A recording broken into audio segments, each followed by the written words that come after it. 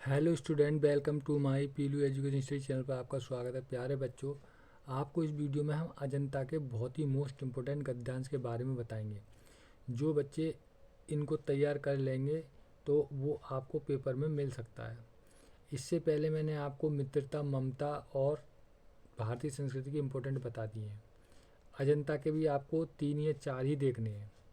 तो जो बच्चे और ज़्यादा याद करना चाहते हैं तो वो अजंता वाला भी देख सकते हैं, क्योंकि अजंता और भारतीय संस्कृति इनमें से भी आपको एक मिलता है। मित्रता और ममता में से तो मिलते ही मिलता है, यानी मित्रता और ममता 2 चैप्टर आप तैयार कर लीजिए, उसी में से ही आपको मिल जाएगा। लेकिन कभी कभी ऐसा हो जाता है कि उनमें से किसी सेट में नहीं आता, पता ना आपके पास कौन सा सेट आया, तो उसमें मित्रता ममता नहीं होता है, अजंता भारतीय संस्कृति होता है। तो इसलिए उसी को देखते हुए अजंता के मोस्ट इम्पोर्टेंट आपको बताए जा रहे हैं। तो पहला इसका जो है वो जिंदगी को मौत के पंजों से मुक्त कर उसे अमर बनाने के लिए आदमी ने पहाड़ काटा है। तो बच्चों, ये आपको सबसे पहले, मैंने हर वीडियो में बताया कि आपको सबसे पहले गद्यांश को पढ़ना है एक बार में अच्छी तरीके से। ठीक, तो मैं आपको पढ़ के बता देता हूँ। आदमी ने पहाड़ काटा है, किस तरह इंसान की खूबियों की कहानी सदियों बाद आने वाली पीढ़ियों तक पहुंचाई जाए, इसके लिए इस आदमी ने कितने ही उपाय सोचे और किए। उसने चट्टानों पर अपने संदेश खोदे, ताड़ों से ऊंची धातुओं से चिकने पत्थर के खंभे खड़े किए, तांबे और पीतल के पत्थरों पर अक्षरों के मोती बिखेरे। उसके जीवन मरण की कहानी सदियों के उतार पर सरकती चली आ रही है, जो आज हमारी अमानत विरासत बन गई है। इस तरीके से आपको एक बार में इसको पढ़ना है। उसके बाद आपको लिखना है संदर्भ। संदर्भ एक पाठ का एक ही संदर्भ होता है अच्छी तरीके से। वो उपयुक्त गद्यांश का संदर्भ लिखिए, ये क्वेश्चन आएगा, तो आपको संदर्भ लिखना है। प्रस्तुत गद्यांश हमारी पाठ्य पुस्तक हिंदी के गद्यखंड में संकलित अजंता नामक पाठ से लिया गया है। इसके लेखक डॉक्टर भगवत शरण उपाध्याय हैं। अब इसमें कहीं पे भी वो रेखांकन अंश दे देगा एग्जाम में, यहाँ ऊपर दे देगा या बीच में दे देगा या नीचे दे देगा, कहीं भी दे देगा, लेकिन आपको पूरा तैयार करना है। उसी रेखांकन अंश की आपको व्याख्या लिखनी है। ये तो मैंने पूरा यहाँ से लेके यहाँ तक का लिख दिया है, लेकिन आपको केवल 2 लाइन का अंडरलाइन आया या 3 लाइन का, केवल आपको उसकी ही अंश की व्याख्या करनी है बस, उसके अलावा कुछ नहीं करनी है। तो ये व्याख्या आपको अपने शब्दों में करनी है। लेकिन लेखक कहता है कि अपने जीवन को मृत्यु के चंगुल से स्वतंत्र करके उसे अमर बना देने की कामना मनुष्य अनादिकाल से ही करता चला आ रहा है। इस तरीके से आपको अपने शब्दों में लिखना है। ठीक, इसके संग में एक क्वेश्चन आता है तीसरा।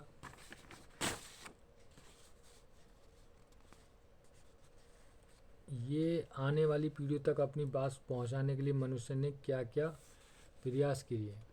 तो ये क्वेश्चन पूछता है, एक ये कई बार पूछ चुका है घुमा फिरा के। इंसान की विशेषताओं को पीढ़ियों तक पहुंचाने के लिए आदमी ने कौन सी युक्तियाँ सोची और की।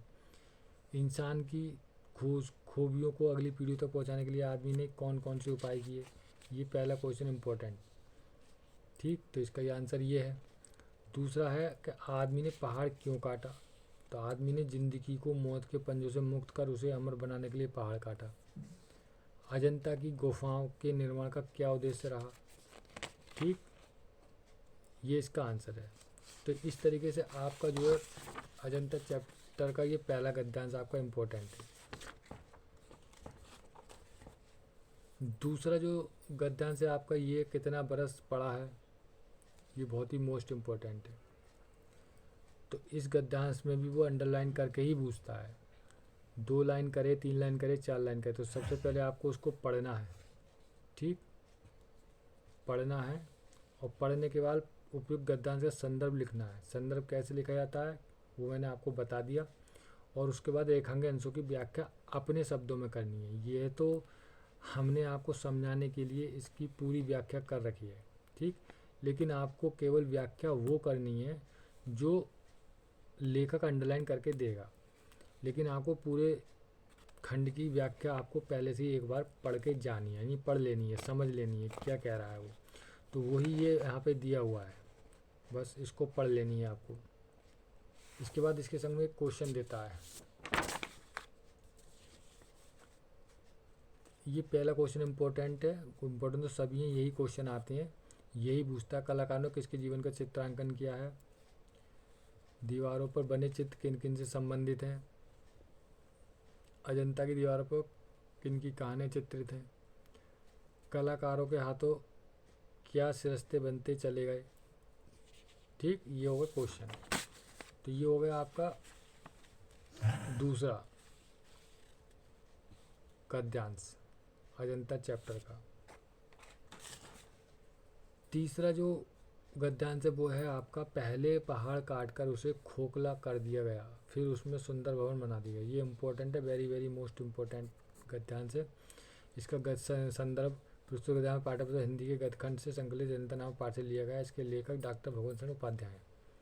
रेखांकन अंश की व्याख्या लेखक कहता है कि पहाड़ को भीतर से खोखला कर उनकी दीवारों, छतों, खंभों को रगड़ रगड़ कर चिकना बना लिया गया।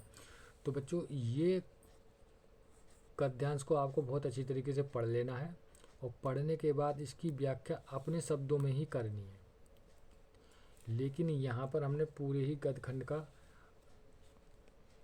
अर्थ यानी व्याख्या दी है, जो आपको एक बार पढ़ लेनी है, फिर उसके बाद पेपर में अपने शब्दों में अच्छी तरीके से लिख लेनी है।